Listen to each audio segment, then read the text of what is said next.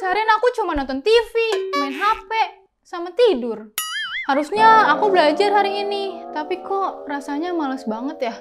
Kamu ngerasain hal yang sama juga nggak sih? Selama pandemi, kalau di rumah aja tuh bawaannya pengen rebahan terus. Kalau nggak, ya main game sama nonton drakor. Kapan produktifnya kalau kayak gini? Tapi jangan khawatir, karena Hutata punya solusinya.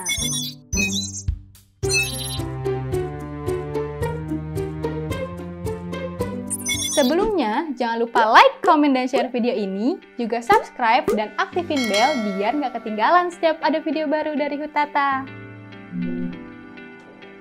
Ternyata yang ngerasa kurang produktif dan gak nyaman belajar di rumah bukan kita aja loh. Menurut survei dari UNICEF yang dilakuin tahun 2020, 66% pelajar juga mengaku gak nyaman untuk belajar di rumah. Salah satu alasan utama mereka adalah karena kurangnya bimbingan dari guru. Gak cuma untuk pelajar, masyarakat awam juga merasa kehilangan produktivitasnya karena kurangnya interaksi sosial secara langsung selama pandemi ini.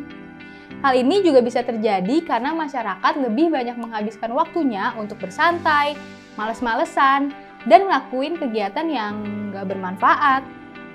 Selain itu, menurunnya produktivitas juga berpengaruh terhadap para pekerja yang harus WFH atau work from home.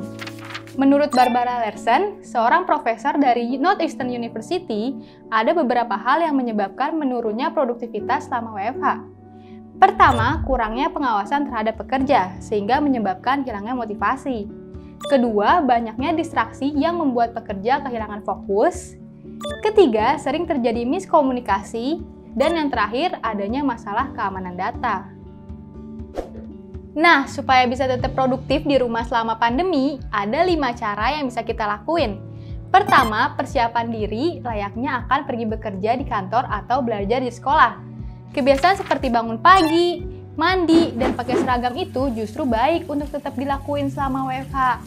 Selain membuat fisik dan pikiran kita lebih segar, juga meningkatkan mood kita untuk siap beraktivitas.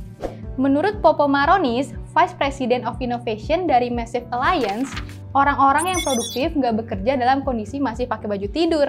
Sebaliknya, mereka tetap mempersiapkan diri layaknya akan pergi bekerja di kantor. Kedua, atur waktu dan situasi di dalam rumah selayaknya di kantor atau di sekolah. Contohnya, kalau biasanya masuk kerja jam 9 pagi, mulailah bekerja di rumah dari jam 9 pagi. Lalu jam 12 break makan siang, dan selesai bekerja di waktu pulang kerja seperti biasa. Untuk yang masih sekolah, kamu juga bisa istirahat di jam yang sama seperti saat kamu pergi ke sekolah. Kerjain tugas jangan sampai melewati deadline pengumpulan ya. Yang ketiga, hindari sudut yang berdekatan dengan kasur atau bekerja di atas kasur. Sebaiknya kamu punya ruang kerja atau ruang belajar sendiri yang jauh dari kasur. Ruang kerja bisa berupa area khusus di rumah yang lokasinya jauh dari tempat tidur. Kalau nggak ada area khusus, kamu bisa belajar di kamar. Tapi lebih baik kamu pakai meja belajar atau kursi belajar daripada langsung di atas kasur. Cobalah untuk ciptain lingkungan atau zona yang membantu kamu untuk tetap fokus. Area yang nyaman, tenang, dan bersih juga bisa mempengaruhi produktivitas. Keempat, tetap menjaga semangat bekerja dan belajar. Walaupun kita nggak tahu sampai kapan pandemi ini akan berlangsung, kita tetap harus optimis dan semangat. Cobalah untuk ngelakuin self-talk positif. Self-talk yang positif bisa mempengaruhi pikiran, perasaan, dan perilaku kita. Dengan pola pikir yang positif, kita bisa menjaga semangat untuk tetap fokus ketimbang mikirin hal yang negatif aja. Mikirin hal negatif secara berlebihan malah akan bikin kita stres dan depresi. Dan akhirnya malah jadi nggak produktif deh. Terakhir adalah olahraga. Penelitian dari University of Otago menunjukkan hasil bahwa olahraga teratur bisa membantu menjaga produktivitas tetap meningkat dan membuat tubuh tetap bugar sepanjang hari. Sebuah penelitian juga mengatakan bahwa orang yang berolahraga minimal 20 menit sehari punya tingkat produktivitas yang lebih baik. Mereka juga mampu memecahkan masalah dan punya strategi eksekusi yang lebih baik juga dibandingkan orang yang gak berolahraga sama sekali. Banyak kok olahraga yang bisa kamu lakuin di rumah. Kamu bisa coba yoga, skipping, zumba, dan masih banyak lagi. Buat kamu yang punya waktu luang lebih di sela-sela sekolah, kuliah, ataupun kerja, kamu bisa ngelakuin kegiatan produktif lainnya. Contohnya adalah membaca buku, mengasah minat dan bakat, dan juga ikut seminar online atau webinar.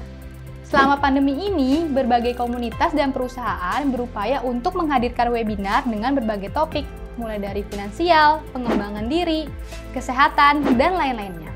Dengan mengikuti webinar, kamu bisa memperluas wawasan pada bidang profesional, terhubung dengan banyak orang, dan berkesempatan untuk berdiskusi dengan narasumber yang kompeten di bidangnya. Nah, itu dia beberapa cara yang bisa dilakuin supaya kita bisa tetap produktif di masa pandemi ini. Menurunnya produktivitas selama pandemi ini bukan cuma dialami kita-kita aja kok, tapi juga sebagian besar orang juga mengalami hal yang sama. Maka dari itu, kita harus bisa ngelawan rasa malas kita supaya bisa tetap produktif. Jangan jadiin krisis kesehatan yang lagi kita hadapin sekarang sebagai alasan untuk nggak produktif dalam bekerja dan belajar. Terima kasih udah mengikuti video ini. Oh iya, kira-kira kegiatan bermanfaat apa aja sih yang udah kamu lakuin selama pandemi? Tulis di kolom komentar ya. Jangan lupa subscribe dan bagikan video ini ke teman-teman kamu biar bisa makin produktif. Sampai jumpa di video berikutnya. Salam salaman.